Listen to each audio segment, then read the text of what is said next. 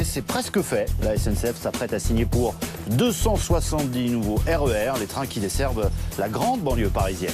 Rudy Gobert, le défenseur des Utah Jazz, 24 ans, 2,16 m, qui a prolongé cette nuit son contrat de 4 ans. Regardez sa signature postée sur les réseaux sociaux.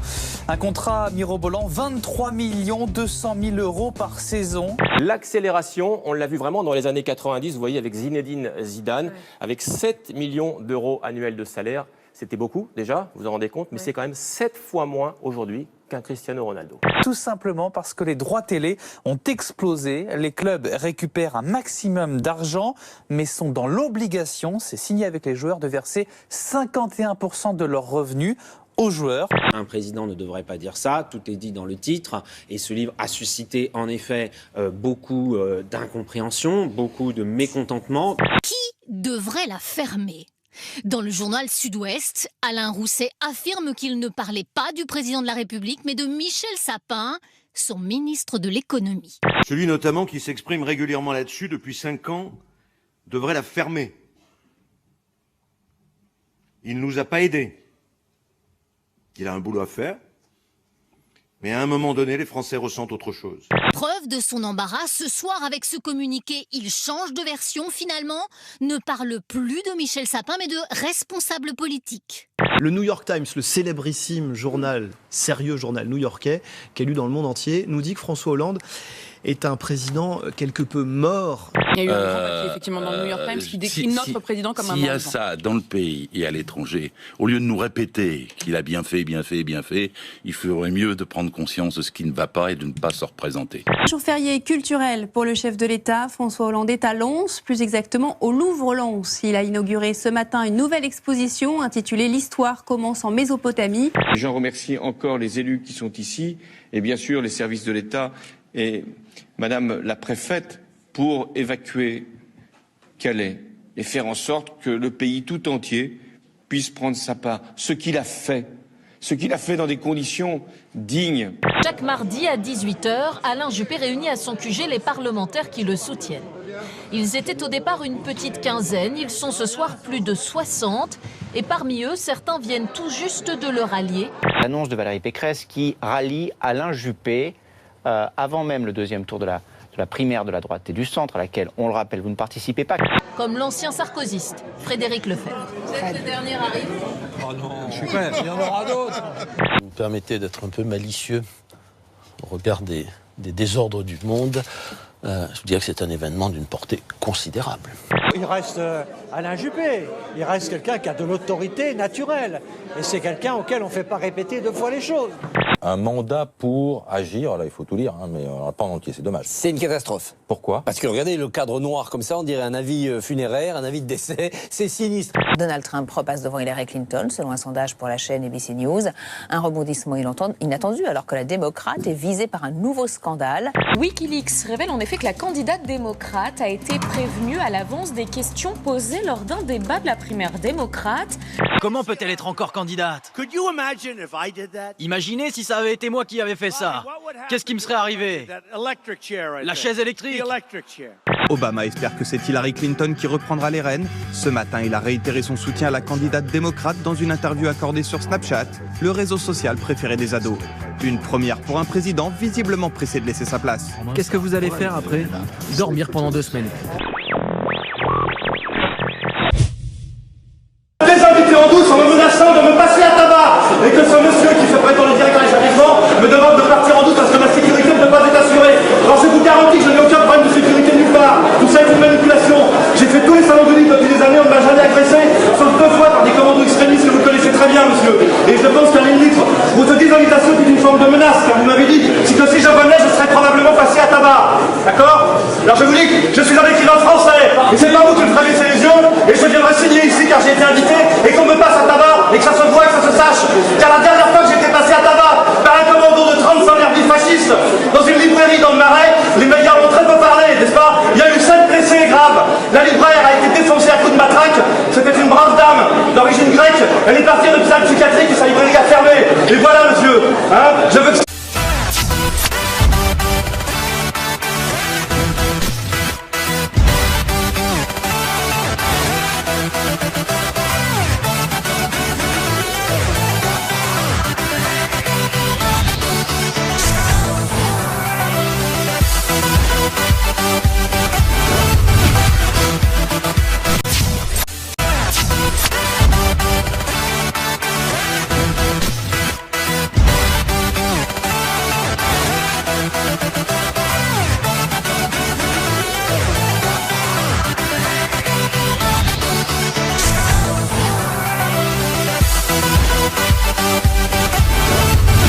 Ça, c'est joli, ça. C'est un hein. cadeau. C'est pas mal. Voilà. C'est un type qui me l'a offert et qui m'a dit qu'il l'avait acheté au Pakistan. Au Pakistan. Ouais. Et que là-bas, c'était un truc qui se vendait bien. Tu lui as dit, c'est 31 000 euros. Si je mets ça sur mon truc, c'est 31 000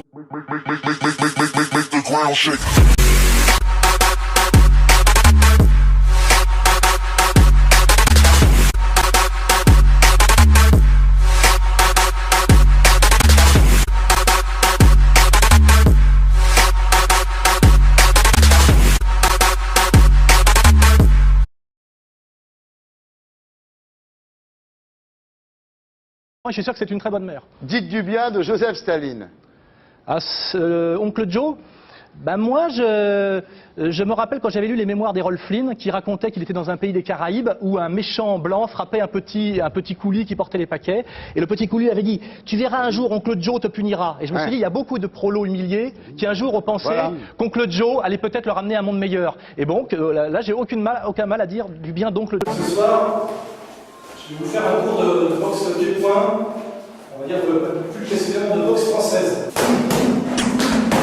Le bras avant, on pousse sur le bras arrière, ça fait une belle distance, ça pousse sur les pieds, et les épaules, vous pouvez montrer tout à l'heure, on trajet. On se concerne par les jambes d'avant. En petit boxing, on change bien à chaque fois, on fait ça et ça. C'est plus puissant, on perd le temps. Tu vois, on travaille précis. Après, tu as la précision, tu mets de la vitesse, et après la puissance. Précision, vitesse, puissance. À l'inverse. Ok, c'était Morsa Écran de la galère avec Alain, mon frérot. Nous, on va dans notre yacht et vous allez vous baigner dans votre petite baignoire cassée. Moi, je suis encore en mobilette. Hein. Voilà. On a garé notre mobilette et là, on va récupérer notre yacht qui est derrière le gros caillou là-bas. Grosse dédicace à Alain, c'est le meilleur. Les gens cliquez. Alain, ceux qui a l'air de gagner et être connu finalement. Réconciliation à Biarritz. Voilà. Ah, c'est clair. Grosse dédicace à Alain, c'est le meilleur. Big up à vous deux les frérots. Petite quenelle. Aïe, à bientôt. Salut.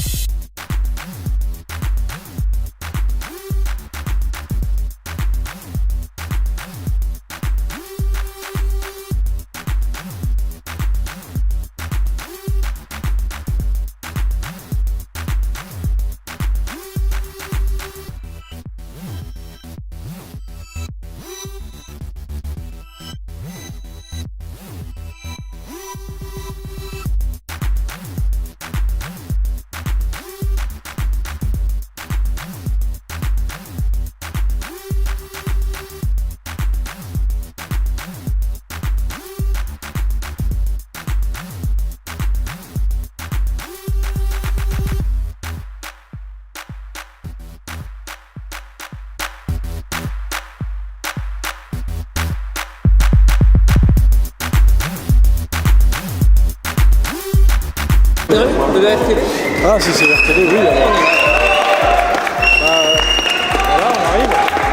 C'est la bataille de Berlin. Pourquoi vous êtes là? Pourquoi je suis là? Parce qu'il a circulé une photo de...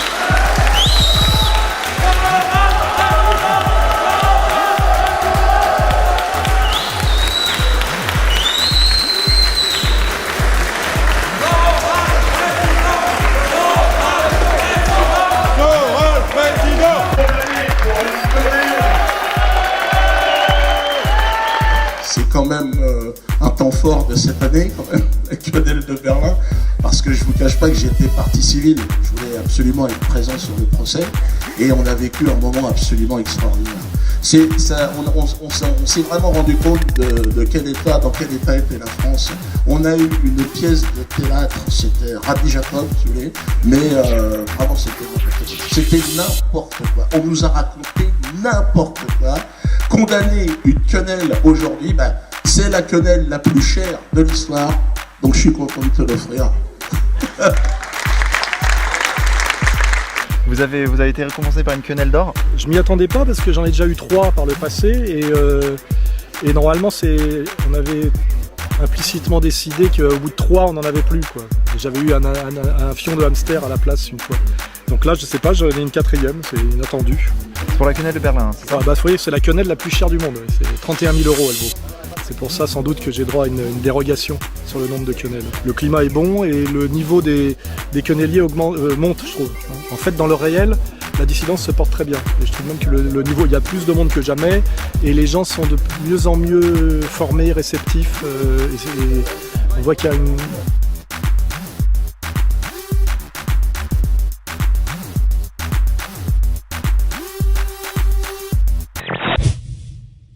L'atmosphère s'est tendue brusquement ce matin, place Jean Jaurès à Paris. Les migrants ont cru à un démantèlement immédiat. Le campement a quasiment doublé en une semaine, probablement lié au démantèlement de Calais. Plusieurs centaines de demandeurs d'asile, en grande majorité d'origine afghane, sont sommés de quitter leur tente. Pour la 20e ou 25e fois, je crois, depuis le début de l'année, la préfecture de police va évacuer Stalingrad et nul doute qu'on pourra encore en reparler dans une semaine ou dans 15 jours parce qu'il y aura à nouveau 2 ou 3 000 migrants. La libre circulation est un acquis extrêmement précieux auquel tout le monde est attaché. Il faut reconstituer Schengen, avoir une vraie gestion des frontières extérieures. État d'urgence, titre le journal, qui note que pour les 9 premiers mois de 2016, on enregistre 7% de touristes en moins qu'en 2015, une contre-performance jamais observée depuis 2009. C'est des années que je défends l'idée qu'il faut co-gérer les mouvements migratoires avec des quotas par métier qu'on négocie avec les pays de départ. La France aurait trop longtemps considéré que la manne touristique lui était acquise, ad vitam aeternam. Du coup, la France a oublié de communiquer. Elle a aussi oublié que la clientèle est attentive à la notion de service. Et sur ce plan-là, on est assez faible. Quand on est un responsable politique, aujourd'hui, il ne faut pas être dans le bac à sable. Il ne faut pas être dans les petites querelles. Il ne faut pas être dans les petites phrases. Moi, je ne peux pas faire la politique avec 2 langages. Un président qui en a au moins 3, parce qu'il y a celui de sa campagne électorale que je soutenais.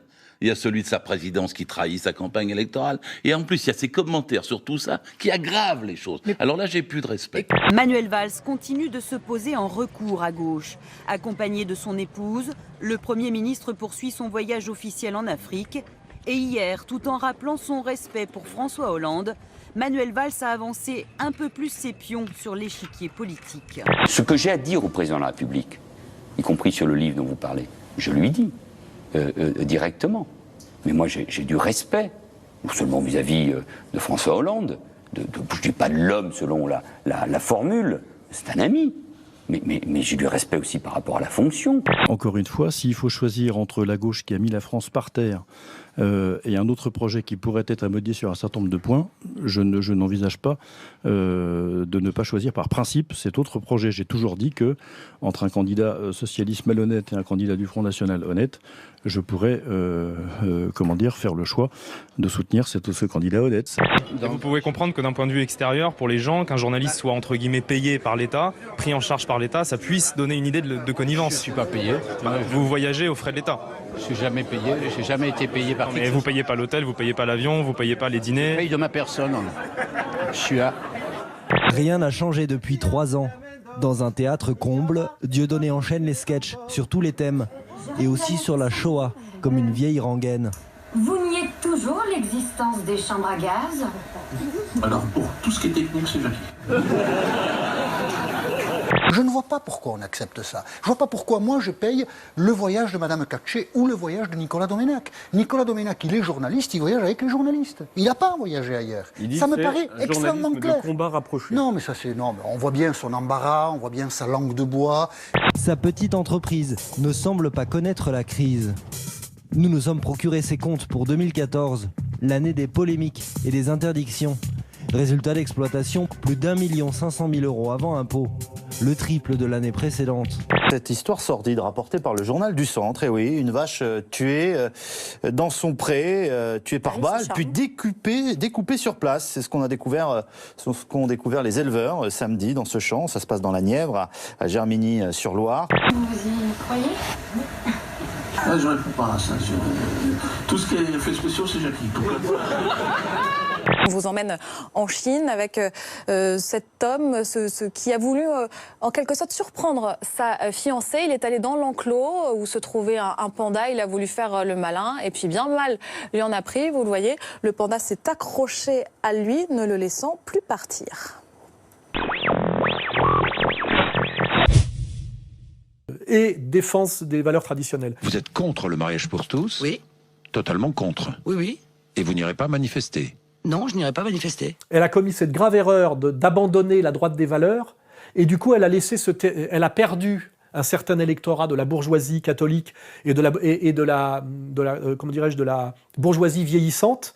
Et aujourd'hui, elle s'en rend compte par des études, et donc elle se dit la bourgeoisie et les vieux ne votent pas pour moi, donc je vais revenir sur mes promesses de sortir de l'UE et de réintroduire le franc. Que feriez-vous concernant l'euro? Jusqu'à il y a peu, vous disiez le préambule à toute action efficace, c'est de sortir immédiatement la France de l'euro. Vous avez changé d'avis en disant que vous organiseriez un référendum au bout de quelques mois. Où en êtes-vous? Allons-nous, si vous êtes président de la République, sortir in petto de l'euro? Il n'a jamais été question de cela, monsieur. Jamais. Jamais. Ce qui est catastrophique. Parce qu'en fait, c'est une réaction de panique qui déséquilibre encore plus par rapport justement à ces deux fléaux de la balance qui doivent être en équilibre, droite des valeurs et gauche du travail. Et je fais remarquer, moi, que défendre la gauche du travail et la droite des valeurs, c'est la même chose, et que ce sont des électorats qui sont non seulement complémentaires, mais en harmonie.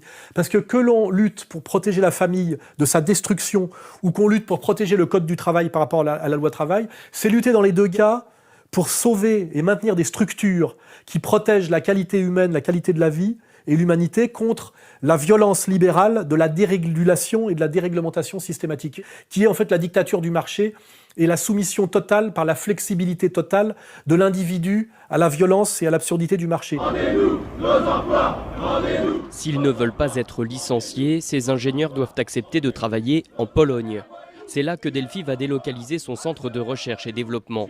Cette offre de reclassement révolte les salariés. Je ne sais pas comment je vais faire, je vais voir, je vais poser la question à mes enfants, si ça leur plairait d'aller à l'école à Cracovie, de changer de pays. Je pense que je vais en parler le soir de Noël, ce sera intéressant. Parce que là, ils nous annoncent ça à 2 semaines de Noël. Elle est merveilleuse, on est là pour dire à M. Hollande qu'il n'a pas le droit de priver par une loi un enfant d'un père ou d'une mère et comme emploi d'avenir, il ne peut pas proposer aux filles de France de louer leur ventre. C'est la même chose de défendre le code du travail que de défendre la famille traditionnelle. Et ces deux combats se rejoignent et sont partagés par les mêmes, qu'ils soient d'origine bourgeoise catholique ou qu'ils soient issus du Parti communiste. Monsieur White, le patron de chez Suner, avait proposé à ses salariés qu'il avait licenciés d'aller travailler en Roumanie pour 110 € par mois. Alors maintenant, leur prime d'ancienneté, c'est ce qui faisait un petit peu la différence entre les salaires de Roumanie et le salaire un petit peu plus fort de 110 €. Et ça, bon, aujourd'hui, c'est pas pensable. On peut imaginer des gens qui ont fait toute leur vie ici, parce que, en plus, c'est du personnel féminin, pas très formé, qu'il a là-bas chez lui, qui ont peut-être entre 15 et 20 ans d'ancienneté, qui forcément ont fait toute leur vie ici, leur conjoint travaille ici, ils ont peut-être une maison, les enfants vont à l'école ici. Donc voilà, ça voudrait dire partir en Roumanie, c'est tout remettre en cause, quoi, là. La famille fait tourner l'économie. Elle prépare les enfants et les jeunes à leur future responsabilité d'adultes. Elle prépare aussi, plus prosaïquement, le financement des retraites de demain. À tous égards, la famille, c'est le présent et l'avenir de la société. Sans famille, il n'y a pas d'avenir. Et il était absolument nécessaire que le Front National comprenne et valide ce double combat qui n'en est en fait qu'un seul, gauche du travail, droite des valeurs. C'était le ticket gagnant pour avoir le plus large électorat et rassembler l'électorat social du nord de la France et l'électorat plus bourgeois et plus rentier du sud de la France. C'est ce double électorat Front National. Ils étaient convergents par la politique de la gauche du travail et de la droite des valeurs. Marine n'a pas compris ça. Alors là, on touche au schisme qui divise en ce moment le FN, la question de l'avortement, de la contraception. Florian Philippot est favorable à ce que l'on affirme haut et fort que le FN n'y reviendra pas, que la contraception est un progrès. Pareil pour l'avortement, pas question de le remettre en cause. Marine Le Pen est sur cette ligne. Ça, c'est les progressistes. Et en face, il y a les tradis, Marion Maréchal Le Pen et une partie des cadres du FN qui sont contre l'idée d'abandonner le credo pro-famille, hostile à des avortements qu'ils qualifient volontiers de confort. On voit que c'est un débat décisif, explosif même pour le FN, qui repose historiquement sur 2 piliers, la préférence nationale et les valeurs morales. Elle a abandonné la droite des valeurs pour aller vers la gauche du travail. En coulisses, c'est pourtant bien sur les idées que les cadres s'écharpent. Parmi les derniers exemples en date, Louis Alliot, qui appelle à un changement important, visible de la population. Il n'en fallait pas plus pour y voir une contestation de la ligne édictée depuis 2012 par Florian Philippot. Ils veulent juste qu'on entende plus parler de leurs mesures en faveur des entreprises, en faveur des petits patrons, des artisans, des commerçants, et que ça soit un message qui soit adressé un peu plus clairement aux électeurs de droite, là où il y a pour beaucoup de dirigeants FN un réservoir de voix, pour essayer de séduire ces électeurs-là. Convaincre Marine Le Pen de faire bouger les lignes, trop à gauche selon certains élus qui se sont déjà publiquement prononcés pour l'allègement des cotisations pour les entreprises ou encore pour la suppression de l'impôt sur la fortune, des mesures libérales économiquement qui rappellent le programme de Jean-Marie Le Pen à la création du Front National. Aujourd'hui, elle corrige le tir de manière maladroite et trop tardive. Elle a laissé tout un espace à Juppé. Elle a perdu et la bourgeoisie traditionnelle française et les petits rentiers et aussi les électeurs musulmans. Ça fait quand même beaucoup de monde et je pense que cette succession d'erreurs feront, en ce moment d'ailleurs que le message du Front National est assez inaudible. Marion Maréchal Le Pen tourne les talons. La députée quitte la réunion du mouvement initié par Robert Ménard bien plus tôt que prévu et ne veut pas épiloguer. Rassurez-vous, il n'y a pas de souci, tout va bien. Voilà, c'est juste qu'on considère qu'il y a un certain nombre de déclarations qui sont pour le moins maladroites. Je voudrais remercier Marion Maréchal Le Pen. Le pari ici, on l'a dit dès le début, c'est de réconcilier, de faire travailler ensemble les droites qui sont diverses, différentes, divergentes, qui pour certaines se combattent. Essayez tous ensemble de voir quels sont les points communs, qu'est-ce qui nous rassemble. Mais vous savez, la notion droite-gauche, il va falloir au bout d'un moment que... Parce que là, dans ces discussions, on est un peu en retard sur les Français. C'est pas la question c'est de convaincre les gens de votre parti, de convaincre des gens comme Marion Maréchal Le Pen qui dit « moi je suis de droite », Louis Alliot « moi je suis de droite ». Mais ils ont le droit de le dire, donc, ça me dérange pas. Peut-être qu'eux aussi sont dépassés Je par vous rapport parle aux du Français. positionnement politique. Ils sont peut-être dépassés de dire ça, peut-être ringards. Je pense que le parti politique Front National serait complètement has-been si lui-même se positionnait en disant « nous on est de droite ». Moi je me considère comme une femme de droite, souverainiste. Identitaire. Donc vous ne vous retrouvez pas dans les valeurs défendues par Robert Ménard et tous ses amis qui étaient réunis à Béziers pendant le week-end. Valeurs actuelles, par exemple, qui dit la dérive de Marine Le Pen vers un mélenchonisme économique matiné de fulgurance gay-friendly. On en est là ? À droite ? Ils disent toujours ni droite ni gauche. Philippot, c'est ni droite ni droite. Ouais. Il ne représente pas les militants du FN, Florian Philippot ? Écoutez, je sais pas, demandez aux militants du Front National. Quand je les vois, j'ai pas l'impression que cette sensibilité-là, elle recouvre sur le terrain économique, sur le terrain de la famille, sur le terrain des valeurs et de la civilisation européenne. Je suis pas sûr que ce soit, le meilleur représentant. Cette succession d'erreurs feront, en ce moment d'ailleurs que le message du Front National est assez inaudible, et que probablement elle risque d'être dans l'incapacité certaine de ne pas pouvoir gagner le deuxième tour de la présidentielle, mais même dans le risque de n'être pas présente au deuxième tour, ce qui est catastrophique par rapport à tous les sacrifices et même, je dirais, les reniements qu'elle a fait pour réintégrer finalement ce qui est l'arc républicain. Derrière Marine Le Pen, qui est irréprochable personnellement, je me demande ce que j'ai fait à ma fille et à la présidente du Front National pour mériter un traitement aussi sévère. Il y a tous les négationnistes, tous les vichistes, tous les pétainistes. Ce qui est aussi d'ailleurs une stratégie, à mon avis, catastrophique, de réintégrer l'arc républicain, qui est aussi réintégrer le politiquement correct, au moment où notamment l'exemple de Trump aux États-Unis nous montre que les gens en ont marre et qu'ils veulent en sortir. You've called women you don't like fat pigs, dogs, slobs, and disgusting animals. Your Twitter account has several disparaging comments about women's looks. Does that sound to you like the temperament of a man we should elect as president? And how will you answer the charge from Hillary Clinton, who is likely to be the Democratic nominee, that you are part of the war on women? I think the big problem this country has is being politically correct. I've been challenged by so many people, and I don't frankly have time for total political correctness. And to be honest with you, this country doesn't have time either.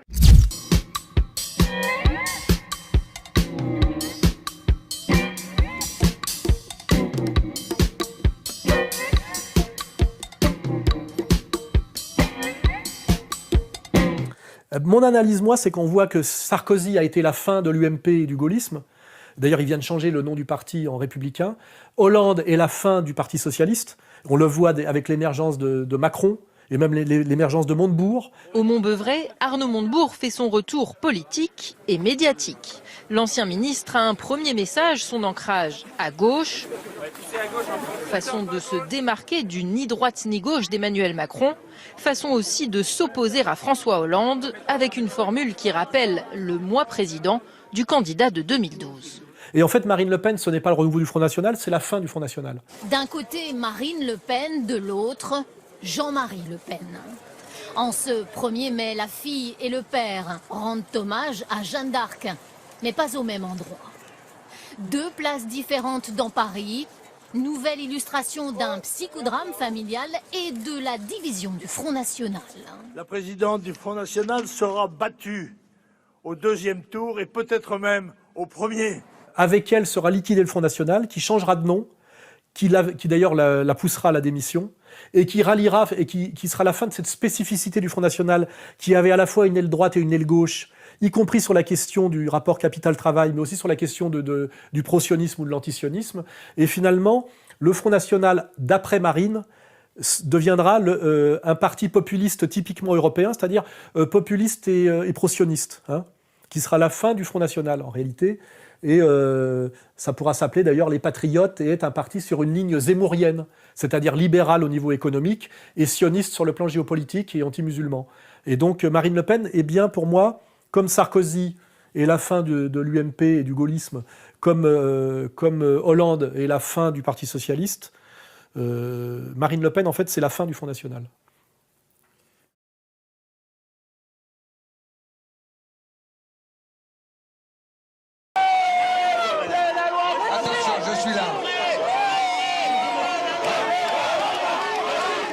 Il y a une colère sociale, vous voyez. Non. On prend des œufs, là. Ce que je constate, c'est vraiment... Il a encore de l'œuf, tiens, donnez-moi, je suis obligé de le nettoyer. Oh là là. Mon fils est un mime, expert en mimique. Mon fils est un digne emmerdeur public. Trop con pour être clown, fallait qu'il soit moins. Il fait même pas de chien avec des ballons. Alors moi, je crois que Valls va gagner quand même la primaire à gauche, parce que je suis persuadé qu'il y aura un nouvel attentat très spectaculaire islamiste en France avant les présidentielles. Il y aura d'autres attaques, des attaques d'ampleur, c'est une certitude. Larossi Abala, 25 ans, connu des services antiterroristes, a agi au nom du groupe État islamique, ici, dans ce quartier pavillonnaire sans histoire de Magnanville, dans les Yvelines. Vers 21h hier soir, Larossi Abala poignarde un commandant de police alors qu'il rentre chez lui. Les forces de l'ordre qui agissaient avec mon autorisation en légitime défense d'autrui ont trouvé le corps d'une femme. Il s'agit très probablement de la compagne du commandant, qui était elle-même fonctionnaire au commissariat, et un enfant de 3 ans, choqué mais indemne. Et s'il y a un autre attentat islamiste, le candidat sécuritaire de gauche, c'est Valls. Nous sommes en guerre. Et parce que nous sommes en guerre, nous prenons des mesures exceptionnelles. Et nous agirons, et nous frapperons cet ennemi pour le détruire. Je rappelle que Valls, pour la loi travail, c'est lui qui veut la faire passer, cette loi de destruction du Code du travail et de l'exception française sur le plan du travail, il se cache derrière la petite ministre par avant marocaine. Hein. Il ne se met pas en avant là-dessus. Par contre, sur le combat anti-islam radical, le combat sécuritaire, il est en première ligne. Hein. Nous sommes en guerre. L'Europe est en guerre. L'état d'urgence est la précisément pour protéger nos libertés. Les assignations à résidence, les perquisitions permettent précisément de lutter contre le terrorisme, contre la délinquance, contre tous les actes qui peuvent mettre en cause aujourd'hui l'état de droit. Et je pense que quand il y aura un nouvel attentat et que ça le propulsera comme Sarkozy de gauche. Rappelez-vous comment Sarkozy s'était imposé à l'époque comme candidat de la droite, c'était sur une idée sécuritaire. Les habitants de la cité des 4000 ont, comme les autres habitants de France, le droit à la sécurité. On va donc nettoyer, au propre comme au figuré, la cité des 4000. Vous en avez assez, hein? Vous avez assez de cette bande de racailles. On va vous en débarrasser. Donc je crois malgré tout que Valls gagnera la primaire à gauche malgré la tentative Macron voulue par Hollande, parce qu'il y aura un nouvel attentat en France et que c'est Valls qui incarne la dureté sécuritaire. C'est entièrement bidon, mais c'est Valls qui incarne ça comme Sarkozy l'incarnait à l'époque. Voilà. Il y a beaucoup d'analogies entre Valls et Sarkozy. Valls, c'est le Sarkozy de gauche. Fuck la police, big le beau fuck la police. Oui monsieur fuck la police, fuck la police. Oh ouais donc fuck la police, tabarnak fuck la police, fuck la police, big le beau fuck la police. Oui monsieur fuck la police. Valls veut à tout prix faire passer la loi travail, c'est-à-dire répondre au calendrier de l'Union européenne sur la soumission du droit du travail français au droit du travail, on va dire, européen, sur le modèle en fait typiquement anglo-saxon, libéral. Et pour ça, il joue la stratégie du pourrissement. Et la stratégie du pourrissement, c'est toujours la même depuis la Révolution française, disqualifier Robespierre par les hébertistes. Or, le 31 mai 1793, la situation de la France était telle que si on n'avait pas agi contre les fauteurs de guerre civile, puisque les Girondins appelaient à la guerre civile, c'était non seulement la fin de la République, mais aussi la fin de la France, signé Lamartine. D'ailleurs, il y a des excités comme Hébert, vous savez, Hébert qui dirigeait le Père Duchesne, qui est un journal assez déshonorant, dont Jaurès, dans son histoire socialiste de la Révolution française, dira si la Révolution avait pu être déshonorée et l'eût été par Hébert, Hébert demandait du sang. Il demandait qu'on tuât ses députés. Et c'est Robespierre, écoutons du reste, qui s'y sont absolument opposés en disant ah non, surtout pas une goutte de sang. Hébert était un agent anglais, c'est-à-dire toujours casser les revendications sociales légitimes du monde du travail par les casseurs d'extrême gauche, qui ne sont jamais issus du monde du travail, vous pouvez le vérifier, mais de la petite et moyenne bourgeoisie étudiante ou même marginale et parasitaire. No Barcelone! No Barcelone! No Barcelone! No Barcelone! 1, 2, 3, c'est arrête. 1, 2, 3, c'est arrête. Nous, on envoie des fleurs, ouais, charge-moi! Sale balance ta merde! Petite merde! Et donc effectivement, l'extrême gauche est là pour pourrir le combat légitime de défense du Code du travail français. Et pour ça, ça passe par des groupuscules d'extrême gauche, ça passe toujours par les réseaux trotskistes, on va dire d'ultra-gauche, qui sont en fait entièrement protégés par le pouvoir. Pour quelle raison est-ce que le gouvernement n'engage pas les procédures de dissolution à l'encontre des groupes d'extrême gauche qui sont aujourd'hui clairement identifiés comme étant responsables de ces intolérables violences orchestrées contre les forces de police et donc contre l'État, alors que sous votre gouvernement, ou lorsque vous étiez ministre de l'Intérieur, vous aviez été très réactif et sans pitié pour dissoudre des groupuscules d'extrême droite au sujet de l'affaire Méric. Mais tous les groupes, quand ils sont constitués d'extrême droite ou de l'islamisme radical, peuvent faire l'objet d'une procédure de dissolution. Mais là, il ne s'agit pas de groupes constitués.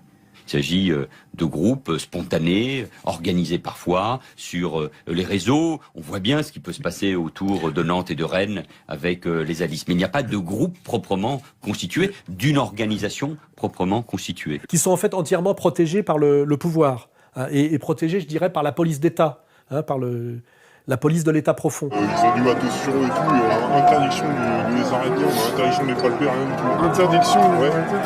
Vous êtes sérieux? Non, je suis sérieux. T'as vu qui est au pouvoir? Bah t'as compris. Le problème, c'est que ces petits cons qui ont l'impunité totale, notamment l'impunité de m'agresser à plusieurs reprises, on verra que ce sont les mêmes, qui se sont fait choper en incendiant une voiture avec des policiers dedans, qui ont organisé au moins 2 agressions contre moi en toute impunité. Et le problème, c'est que les syndicats de police et les renseignements généraux, tous ces gens-là se parlent, savent aujourd'hui que ces casseurs, face auxquels ils se retrouvent systématiquement, notamment à Rennes, à Nantes, le fief de Jean-Marc Ayrault d'ailleurs, je précise, de cette gauche socialiste qui protège toujours son extrême gauche pour le sale boulot qu'ils font sur le terrain. Les flics aujourd'hui savent en gros qu'ils se prennent dans la gueule systématiquement toutes les manifs de défense du droit du travail français, y compris d'ailleurs finalement quelque part de leur position sociale à eux, puisqu'ils sont issus du peuple, hein, les policiers, comme le faisait remarquer Pasolini. Ils se prennent dans la gueule d'une extrême gauche qui se sait totalement, comment dirais-je, protégée. Et là, à Paris, place de la République, on a regardé des mecs tout pétés. C'est-à-dire que place de la République, quand vous voyez les Nuits debout, enfin les gens qui sont place de la République qui cassent tout, vous avez ordre de pas bouger? Non, on n'a pas ordre de pas bouger, c'est que les ordres ne viennent pas. Moi, ce qui m'énerve un peu, c'est qu'on entend les CRS sont les hommes de valse ou les hommes de main. On dirait qu'ils ne réfléchissent pas. Bon, je peux vous dire qu'on obéit aux ordres parce que on obéit à un gouvernement quand même qui a été élu par la majorité des Français, ça faut pas l'oublier. Donc s'il y a des Français qui nous reprochent d'exécuter les ordres, on n'y peut rien. C'est eux qui ont élu ceux qui nous donnent les ordres. Et là, ça commence à aller très mal parce que les flics disent on en a marre d'être envoyés au casse-pipe systématiquement face à des petits merdeux dont on sait qu'ils sont au service de pouvoir socialiste. Et là, avec l'histoire de l'incendie de la bagnole où il y avait quand même 2 agents de police dedans, ça pète un peu. Et c'est pour ça qu'ils ont daigné arrêter les 4 personnes qu'ils n'arrêtaient pas quand ils organisaient des commandos d'agression contre moi, je le rappelle, hein, ils s'en sortaient à chaque fois. Et là, il va falloir qu'ils passent au tribunal et qu'on remonte les filières. Hein. Nantes, Rennes, Lille, Paris, partout, les mêmes scènes se répètent. Des casseurs masqués, casqués armés, qui cherchent à en découdre avec les policiers. Leur slogan, on déteste la police. Au total, les forces de l'ordre déplorent 300 blessés dans leur rang depuis le début des rassemblements contre la loi El Khomri. Il faut aujourd'hui un changement de stratégie parce qu'on est passé d'un mouvement où il y avait un petit peu d'agitation et un peu de casse avec beaucoup de jeunes et d'étudiants à aujourd'hui des déprédations, des exactions qui sont le fait de professionnels qui sont là uniquement pour blesser, mutiler ou tuer des policiers. Donc il faut être beaucoup plus ferme. Là, on a je dirais la revanche tardive de Esteban Mourinho par rapport à l'affaire Méric. Je rappelle que ce pauvre Esteban Mourinho, pour avoir été agressé en commando et s'est un peu défendu, s'est retrouvé à faire plus d'1 an de prison ferme, alors que normalement, il n'aurait pas dû dépasser la garde à vue. Hein. Voilà. Et c'est un peu la justice immanente qui va s'exercer, j'espère maintenant, parce que il va bien falloir que, je dirais, la police d'État, à un moment donné, réponde à la colère légitime des policiers français et fasse des exemples sur ces petits casseurs d'extrême gauche qui sont normalement entièrement à son service et qui se permettent tout ce qu'ils se permettent d'incendier une bagnole de flics avec des flics dedans, parce qu'ils se savent dans l'impunité totale. J'imaginez bien qu'un militant d'extrême droite n'aurait jamais osé faire ça. C'est les assises et 20 ans de prison derrière. Dans l'affaire du véhicule de police incendié la semaine dernière, on a donc appris hier soir que 3 des 4 suspects arrêtés avaient été remis en liberté, sous contrôle judiciaire. Le 4e est en détention provisoire. Le parquet avait requis la détention provisoire pour les 4 hommes. À votre avis, que s'est-il passé ? Écoutez, je ne sais pas trop parce que pour nous c'est un peu la stupeur ce matin. C'est-à-dire qu'à un moment donné, il y a un juge qui considère qu'il y a des éléments suffisants pour les mettre en examen pour tentative d'homicide. Il y a des éléments qui amènent le parquet à demander la détention et aujourd'hui ils sont dehors. Ça donne un drôle de message en direction de mes collègues qui tous les jours, depuis maintenant plusieurs semaines, sont confrontés à des bandes de casseurs.